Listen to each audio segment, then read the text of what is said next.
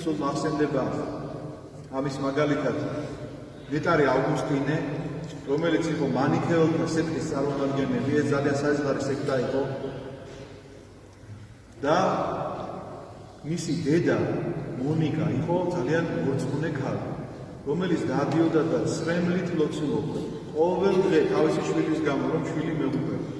და ერთხელაც მოხდება ესეთი რამ, რომ ერთ-ერთი მღვდელმთავარი მეთვალმეშნება ამბროსი მედიოლანელი ესეთია მის ცხოვრებაში ესეთი რამ არის დაწერილი, ასევე წმინდა მამა გახლავთ მედიოლანელი, დღევანდელი მილანია, მისი ეპისკოპოსი იყო. შეხედავს ამ ქალს და გონია რომ თვრალია, რომ ხატებთან არის დამხობილი და პირის.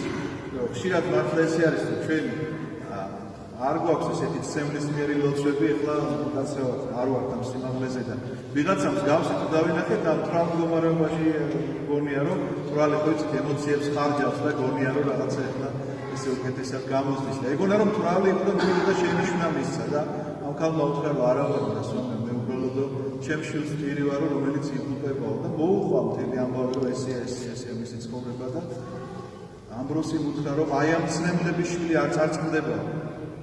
ნახეთ რა საოცარი სიტყვებია. ამ ცრემლების შვილი არც წმდებაო, ესეთი ნუგეში მისცა. არ იფიქროთ მე რომ იმ წუთში მოხდა სასწაული და მოირბინა ნეტარმა ავგუსტინემ და გახდა, მაგრამ არა. ამას კიდევ გარკვეული დრო დასჭირდა. ამის შემდგომ რაღაცა ფეხი შედგა ეკლესიაში და ამბროსის ქადაგება მოისმინა.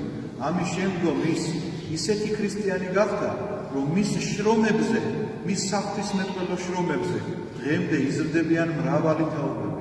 აი ასეთი საოცრება აქვს მოხდენილი იმ ცრემლიან ლოცვას, რომელიც ცრემლიანი ლოცვას შეძლო მონიკა და ითხოვს ნეტარი ავგუსტინე, რომ ძალიან ხოთო ლოცვებში მოიხსენეთ ხოლმე დედაჩემი მონიკა. თქვენს მოიხსენეთ.